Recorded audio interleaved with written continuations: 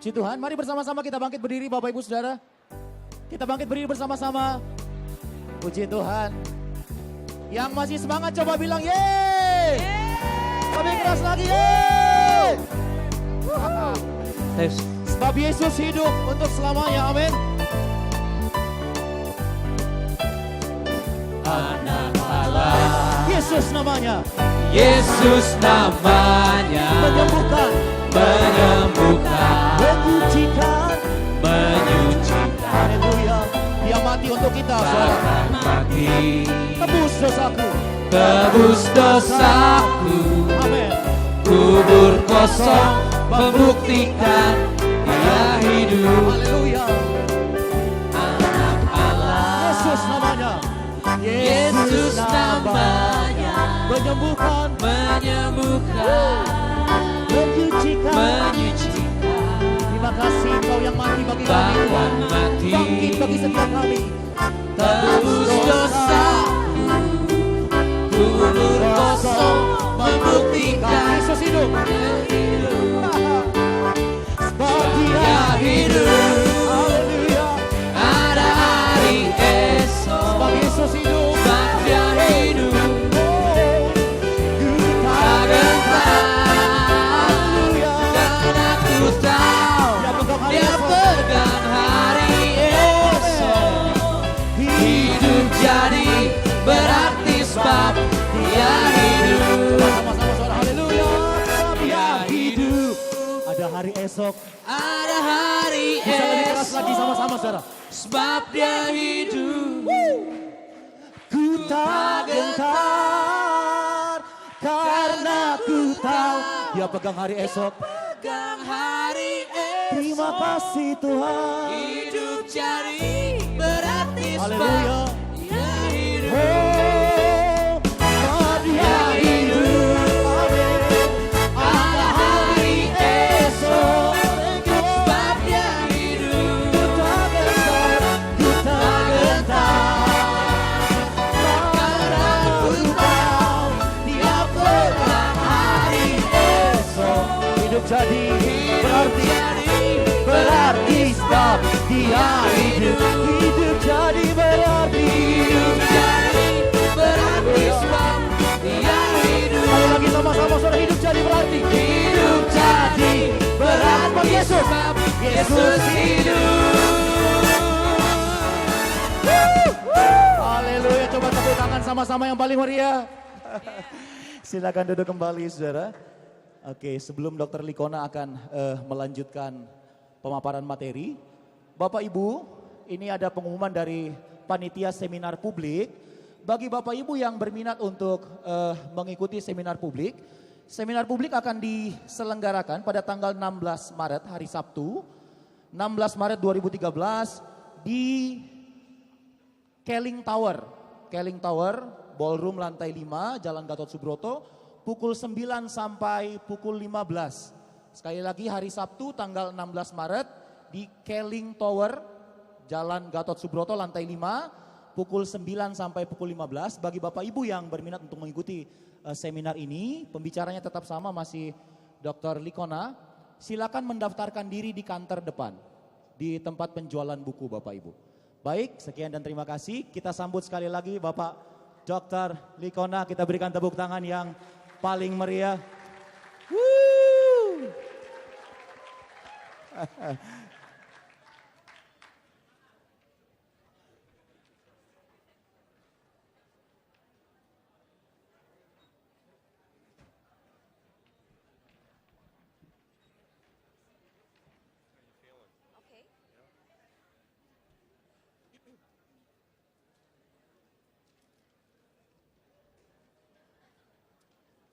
Well, this is our final session. Can you hear me? Okay, this is our final session for today. Ini adalah sesi kita terakhir untuk hari ini. So as you can see, that last session was probably a little more interesting to you than the first two. Saudara bisa melihat bahwa sesi terakhir akan lebih menarik daripada yang pertama dua. So we talked about the Gospels in that section. So now we're going to talk about some of these other sources that you've heard of. Kita sudah berbicara mengenai Injil, sekarang kita akan melihat sumber-sumber yang lain. Back in 2005, the Da Vinci Code movie came out. Ya, tahun 2005 Da Vinci Code keluar. And it talked about different sources like these Gnostic Gospels. And so we wonder, how reliable are these? Why should we even use these? Ya, Da Vinci Code menceritakan tentang sumber-sumber yang lain seperti Gnostik, Injil-Injil Gnostik, dan kita berpikir berapa bisa dipercaya Injil-Injil tersebut. So it's the responsibility of the good historian to look at all the sources that are available within a relatively short period of time, and then to determine which of those sources are the most reliable. Seorang sejarawan yang baik akan melihat keseluruhan sumber-sumber di dalam jangka waktu yang pendek itu dan memutuskan sumber-sumber yang paling dapat dipercaya. And it would be wrong of us to just exclude these Gnostic Gospels just because they may not agree with us. Dan adalah salah kalau kita kemudian tidak mau mengambil Injil-Injil Gnostik itu hanya karena Injil-Injil itu bertentangan dengan kita. That would certainly be bias. Dan itu tentu saja merupakan bias. And it could jeopardize the integrity of our historical investigation. Dan itu bisa membahayakan integritas dari pendekatan sejarah kita. So let's take a look at some of the other sources that we may consider when it comes to what happened to Jesus. Karena itu mari kita lihat sumber-sumber yang lain ketika berkenaan dengan apa yang dikatakan mengenai Yesus. One of the main sources from these so-called Gnostic Gospels is the Gospel of Thomas. Salah satu sumber yang kita sebut sebagai Injil Gnostik adalah Injil Thomas. The Gospel of Thomas does not read like the Gospels in our New Testament. Injil Thomas tidak mengisahkan seperti yang kita baca di dalam Injil yang kita kenal. It's pretty short. Ya, cukup pendek. In fact, it's only 114 verses long. Bahkan hanya 114 ayat. Each of the verses is a saying of Jesus, a teaching of Jesus. Dan setiap ayat itu adalah perkataan atau pengajaran Yesus. Now, many scholars agree that the Gospel of Thomas may contain 2 or 3 unique sayings of Jesus. Banyak ahli setuju bahwa Injil Thomas mungkin berisi 2 atau 3 perkataan Yesus yang unik. But none of these reveal anything new about Jesus. Tetapi tidak ada yang sebenarnya mengatakan sesuatu yang baru mengenai Yesus. In other words, they don't tell us something that we don't already know from the New Testament Gospels. Dalam arti mereka tidak memberitahukan kepada kita apa yang belum kita ketahui dari Injil-Injil dalam Alkitab. Now, some scholars like to date the Gospel of Thomas very early, even in the 1st century. Ada ahli yang menanggalkan Injil Thomas itu sangat awal bahkan pada abad pertama. But more recently, there are several scholars who have argued rather persuasively that the Gospel of Thomas belongs to the second half of the 2nd century. Ya, tetapi sekarang ini beberapa ahli malahan dengan sangat baik mengargumentasikan bahwa Injil Thomas dituliskan pada abad kedua dan di akhir abad kedua tersebut. One of those scholars is someone that you brought here several years ago, Craig Evans. Dan salah satu adalah yang berbicara di seminar seperti ini beberapa tahun lalu, yaitu Craig Evans. He's an excellent biblical scholar. Dia adalah seorang ahli biblika yang sangat baik. Craig Evans and others have argued that there are good reasons for believing that Thomas was written in the late 2nd century. Craig Evans dan yang lain berargumentasi bahwa ada masuk akal untuk melihat Injil Thomas itu dituliskan akhir dari abad kedua. One such argument, it has to do with the order of the sayings, the 114 sayings in Thomas, the Gospel of Thomas. Salah satunya adalah berdasarkan urutan daripada 114 perkataan yang ada di dalam Injil Thomas tersebut. The order has confused scholars for many years. They can't figure out why these verses appear in the order that they do. Urutan ayat-ayat itu sudah membuat kebingungan bagi para ahli selama ini. Mereka tidak mengerti kenapa diurutkan seperti demikian. They're not listed in any chronological order, and so they just seem to be there for no reason at all. Ya, tidak diurutkan dengan cara yang kronologis, jadi sepertinya acak saja. But several years ago, there was a scholar who did his PhD dissertation on the order of the verses in the Gospel of Thomas. Tetapi beberapa tahun yang lalu ada seorang ahli yang menuliskan disertasinya mengenai urutan di dalam Injil Thomas. His name is Nicholas Perrin. Dan namanya adalah Nicholas Perrin. The Gospel of Thomas that we have now, there are a few very small fragments that are in Greek. Dan Injil Thomas yang kita ketahui sekarang ada beberapa fragmen yang ditulis di dalam Yunani. But the major manuscript that has the Gospel of Thomas is in an Egyptian language called Coptic. Tetapi kebanyakan manuskrip yang berisi Injil Thomas sebenarnya ditulis dalam bahasa Mesir kuno yang disebut Koptik. That's where we get the entirety of the Gospel of Thomas. Di sanalah kita mendapatkan keutuhan daripada Injil Thomas tersebut. Now, when you look at the Gospel of Thomas in Coptic, the verse order doesn't make any sense. Kalau kita melihat urutan daripada ayat-ayat itu di dalam tulisan berbahasa Koptik itu, urutan itu tidak masuk akal. Because we only have a few small fragments, we don't have much to work with the Greek for the Gospel of Thomas. Karena kita di dalam bahasa Yunaninya ya tidak masuk akal karena kita hanya mempunyai bagian-bagian kecil dalam bahasa Yunaninya. When we translate the Gospel of Thomas from Coptic back into Greek, we still don't find any reason for the order of those verses. Ketika kita mencoba menerjemahkan dari Koptik kepada Yunani, kita juga masih tidak bisa menemukan alasan untuk urutan tersebut. But when we take the Gospel of Thomas in Coptic and translate it into the Syriac language, we find some very interesting things. Tetapi ketika kita mengambil Injil itu dalam bahasa Koptik, menerjemahkan kepada bahasa Syrian yaitu Aram, kemudian kita menemukan hal yang menarik. We find what we may call catchwords or puns. Ya, kemudian kita menemukan kata-kata yang penting. And for example, you might find in one verse it ends with the word light, and then the next verse ends with the word heat, and the next verse ends with the word fire. Ya misalnya ada satu ayat berakhir dengan kata terang, kemudian yang lain berakhir dengan kata panas, dan yang satunya lagi berakhir dengan kata api. These words show that there's a relationship between these verses in terms of they're related in these words, fire, heat, light. Dan ayat-ayat menunjukkan ada relasi antara ayat-ayat itu, misalnya terang, ya panas, api. This finding suggests that the Gospel of Thomas was originally written in Syriac. Ya berarti bahwa Injil Thomas tadinya ditulis di dalam bahasa Syriak. But the Gospel did not get to Syria until probably sometime in the 2nd century. Tetapi Injil itu tidak masuk ke Syriak sampai pada abad yang kedua akhir. In fact, in around the year 170, there was a Christian named Tatian, who took all 4 Gospels, Matthew, Mark, Luke, and John, and harmonized them into a single Gospel. Dan pada what year? Did you say something year? 170. Pada tahun 170 ada seorang ahli yang mengambil 4 Injil, Matius, Markus, Lukas, Yohanes, dan menggabungkannya menjadi satu. We've all probably at some time thought, why 4 Gospels? Why not just combine everything together into one Gospel so that we only have to read it once?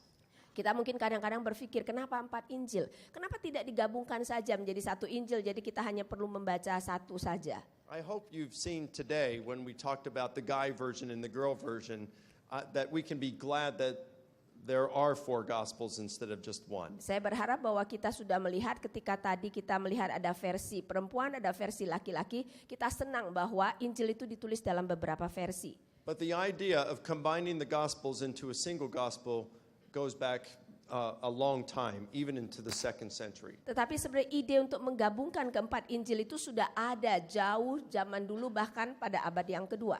As I mentioned, the first known person to do this, to combine them into one, is the guy named Tatian, and his end result was called the Diatessaron. Ya, orang pertama yang melakukan adalah Tatian dan hasilnya adalah Diatessaron. Because this is a harmonization of all 4 Gospels, it resembles it combines things together, and so you have almost like another gospel that doesn't resemble any of the individual 4 Dan karena Gospels. gabungan tersebut namanya tadi Tatian, ya Diatessaron, dan karena gabungan itu maka hasilnya itu tidak mirip dengan keempat Injil. When you read the Gospel of Thomas, we find that many of the verses in it are, when you translate it back into Greek, you find that they resemble Tatian's Diatessaron rather than Matthew, Mark, Luke, or John. Dan kalau kita membacanya maka kita melihat bahwa ini lebih cocok dengan Diatessaronnya Tatian dan tidak mirip dengan Matius, Markus, Lukas, dan Yohanes. This suggests to us that the Gospel of Thomas was familiar with Tatian's work. Dan ini berarti bahwa Injil Thomas sudah mengenal tentang tulisan daripada Tatian ini. But since Tatian didn't write until around the year 170, that would mean the Gospel of Thomas was written after 170. Tetapi karena Tatian baru menuliskannya pada tahun 170, berarti Injil Thomas dituliskan setelah itu. In this case, the Gospel of Thomas would be very late and could not have been written by Thomas. Dan berarti bahwa Injil Thomas dituliskan sangat telat dan tidak mungkin ditulis oleh Thomas. In fact, I don't know any scholars today who think Thomas, the Apostle Thomas, wrote the Gospel of Thomas. Bahkan saya rasa tidak ada ahli yang hari ini masih menganggap Injil Thomas ditulis oleh Rasul Thomas. Now, when we read the Gospel of Thomas, there are only 2 sayings of the 114 that concerns Jesus' resurrection. Dan di dalam Injil Thomas di antara 114 perkataan hanya 2 perkataan yang sebenarnya berkaitan dengan kebangkitan. And even the radical scholars of the Jesus Seminar, none of them think that Jesus uttered either of these statements. Ya bahkan orang-orang radikal seperti Yesus Seminar, mereka tidak percaya bahwa 2 perkataan itu adalah asli dari Yesus. So when it comes to the Gospel of Thomas, historically speaking, it doesn't offer us anything worthwhile of historical value in our investigation of the resurrection. Berarti di dalam Injil Thomas tidak ada apapun yang sebenarnya layak kita pakai di dalam investigasi sejarah mengenai kebangkitan Yesus. So now we look at the Gospel of Peter. Sekarang coba kita melihat Injil Petrus. This is the second most important of the Gospels found outside of the New Testament. Dan ini adalah Injil kedua yang paling penting yang ditemukan di luar Alkitab. The manuscript we have for the Gospel of Peter is not good. Manuskrip yang kita miliki untuk Injil Petrus tidak baik. The oldest manuscript we have is 4 fragments in the Greek language that's dated to the 3rd century and only contains 18 incomplete lines. Yang tertua itu adalah dalam bahasa Yunani, hanya ada 4 fragmen dituliskan pada abad ketiga dan hanya terdiri dari 18 baris yang tidak selesai. So it doesn't tell us a whole lot, these early manuscripts. Ya, jadi manuskrip awal ini tidak menceritakan banyak tentang Injil Petrus ini. The only other manuscript we have of the Gospel of Peter was in the Coptic language. It's the Akhmim Codex, dated between the 7th and 9th centuries, which is 600 to 800 years after Jesus, and it contains many variations from earlier Greek fragments. Sedangkan manuskrip yang lainnya adalah ditulis dalam bahasa Koptik, yaitu Akhmim Codex pada abad ke-7 sampai 9, berarti 600 sampai 800 tahun setelah Yesus, dan banyak sekali variasi dari fragmen yang dituliskan dalam bahasa Yunani yang awal tersebut. In other words, what the this Akhmim Codex manuscript in Coptic says differs from the earlier Greek manuscripts. Berarti apa yang dituliskan di dalam Akhmim Codex ini berbeda dengan manuskrip yang awal tersebut. It differs so much we can't even be certain it's the same piece of literature as the Greek fragments. Ya, perbedaannya begitu besar sampai kita tidak bisa yakin apakah ini sebenarnya adalah kisah yang sama dengan manuskrip yang dalam bahasa Yunani tersebut. So the Gospel of Peter starts off being very dubious. Ya, jadi Injil Petrus sudah dimulai dengan banyak sekali keraguan. Now, when we read the Gospel of Peter, we see that the story in it is a very embellished version of the canonical Gospels on Jesus' resurrection. Ketika kita membaca Injil Petrus, maka kita melihat bahwa kisah itu merupakan versi yang sudah banyak diselewengkan dari Injil-Injil kanon mengenai kebangkitan Yesus. The story is on Easter morning, many people come to Jesus' tomb to see what's going to happen. Di mana dikatakan bahwa pada hari Paskah pagi itu banyak sekali orang datang kepada kuburan Yesus. At this point, the tomb opens up and 2 angels come out of the tomb carrying Jesus on their shoulders. Dan pada saat itu kemudian kuburan itu terbuka, 2 malaikat keluar dari kuburan tersebut memanggul Yesus di bahu mereka. But the angels are giant angels. In fact, they are so large that their heads go all the way up to the clouds. Ya, tetapi malaikat ini raksasa begitu besarnya sehingga kepala mereka sampai menyentuh awan. And Jesus, not to be undone, his head goes up into the clouds. Dan tentu saja Yesus kemudian kepalanya sampai masuk ke awan. As they carry Jesus outside of the tomb, Jesus' cross follows them out right behind Jesus. The cross, you mean? Dan ketika mereka mengangkat Yesus keluar dari kuburan, maka salib Yesus melompat keluar mengikuti. And then a voice comes out of heaven, God's voice, and speaks to the cross and says, "Did you preach to those who are dead?" Dan kemudian ada suara dari surga yang berkata kepada salib tersebut, apakah engkau telah berkhotbah kepada orang-orang yang mati? And the cross says, "Yes, sir." Dan salib itu berkata, ya Tuhan. Now this is what we find in the Gospel of Peter. Ya, jadi inilah yang kita temukan di dalam Injil Petrus. Now scholars look and they say, well, which story is more authentic? The one that has all these fantastic details or the ones that are more subdued?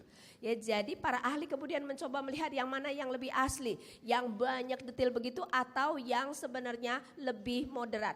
Using that kind of principle, we would have to conclude that the Gospel of Peter is much later than the earlier Gospels that we find in the New Testament. Dasar itu kita harus mengatakan bahwa Injil Petrus itu jauh lebih telat daripada Injil-Injil yang kita dapatkan di Alkitab.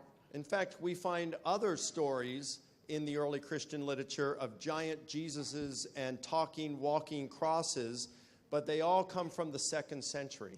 Bahkan di sumber yang lain kita memang ada cerita tentang Yesus yang raksasa, kemudian juga salib yang bisa berbicara dan berjalan itu, tetapi itu semua adalah dari abad kedua. All of this suggests that the Gospel of Peter is not really written by Peter and comes sometime in the 2nd century. Dan ini semua menyarankan bahwa Injil Petrus tidak dituliskan oleh Petrus dan itu dituliskan atau muncul pada abad yang kedua. I want to read to you something because when I was having a debate with Bart Ehrman on the resurrection of Jesus, he brought up in the rebuttal period and he said, well, why is Mike only quoting from why does he only care about Matthew, Mark, Luke, and John, what we find in the New Testament? Why doesn't he look at the Gospel of Thomas, some of these other Gospels? Dan saya mau mengutip sesuatu karena ketika saya berdebat dengan Bart Ehrman dan ketika dia sedang menyerang saya, dia mengatakan kenapa Mike Kona selalu mengutip hanya dari Injil-Injil Alkitab, kenapa tidak mengutip misalnya dari Injil Thomas? Here was my response. Dan ini adalah respon saya. I said that Bart Ehrman is an expert in the Gnostic Gospels. Dan saya mengatakan Bart Ehrman adalah ahli di dalam Injil Gnostik. I know of another expert that is just as respected and has just as much knowledge about the Gnostic Gospels as Bart Ehrman. Dan saya mengetahui ahli yang lain yang sama keahliannya mengenai Injil-Injil Gnostik itu dan sama keahliannya dengan Bart Ehrman. In fact, I know for a fact that Bart Ehrman has the highest amount of respect for this scholar I'm thinking of. Bahkan saya tahu bahwa Bart Ehrman sangat menghormati ahli yang saya pikirkan tersebut. And here's what he has to say about the Gospel of Thomas, the Gospel of Peter, and all these other Gospels. Dan inilah yang dia katakan mengenai Injil Thomas, Injil Petrus, dan Injil-Injil yang lain. The Gospel accounts outside the New Testament tend to be late and legendary. Kisah-kisah Injil di luar Perjanjian Baru cenderung merupakan kisah yang telat dan merupakan legenda. Of considerable interest in and of themselves, but of little use to the historian interested in knowing what happened to Jesus or during Jesus' lifetime. Yang hanya tertarik pada diri mereka sendiri dan tidak atau sedikit sekali gunanya untuk para sejarawan yang tertarik mengetahui apa yang terjadi pada waktu Yesus hidup. With the partial exceptions of the Gospel of Thomas and Peter, dan dengan pengecualian dari Injil Thomas dan Petrus, which even by the most generous interpretations cannot provide us with substantial amounts of new information, tetapi yang bahkan dengan tafsiran yang sudah sangat dermawan tidak dapat memberikan kita informasi yang mempunyai substansi. The only real sources available to the historian interested for the life of Jesus are therefore the New Testament Gospels. Maka sumber satu-satunya yang tersedia bagi para sejarawan yang tertarik untuk kehidupan Yesus adalah Injil-Injil Perjanjian Baru. And then I pointed out that the scholar who made this statement is Bart Ehrman. Dan kemudian saya mengatakan bahwa ahli yang mengatakan itu adalah Bart Ehrman sendiri. So even Ehrman and most skeptics recognize that these Gnostic Gospels or these other Gospels are not historically reliable reports about Jesus. Jadi Bart Ehrman sendiri dan skeptik-skeptik yang lain sebenarnya menyadari bahwa Injil-Injil Gnostik ini tidak bisa dipercaya. The sizzle that's there with the Gnostic Gospels sells a lot of books and make for good movies, but they don't make good for good history. Ya, dan memang ya Injil-Injil Gnostik itu membuat cerita yang menarik dan film yang menarik, tetapi tidak membuat investigasi sejarah yang menarik. So those are the Gnostic and other Gospels that we find outside the New Testament. Jadi itu adalah Gnostik dan Injil-Injil yang lain yang kita temukan di luar Perjanjian Baru. And now we go to Josephus, a non-Christian source. Dan kita sekarang masuk kepada Yosefus, sebuah sumber dari seorang non-Kristen. We discussed Josephus a little earlier, so I'm not going to spend a lot of time with him right Ya, now. kita sudah membicarakan Yosefus sebelumnya, jadi kita hanya memakai waktu yang singkat saja. But I want to read to you the text as we have it today from Josephus. Tapi saya mau membacakan teks yang kita miliki sekarang ini dari Yosefus. There are two references to Jesus in Josephus's works. Ada dua referensi kepada Yesus di dalam karya Yosefus. Josephus was a Jewish historian from the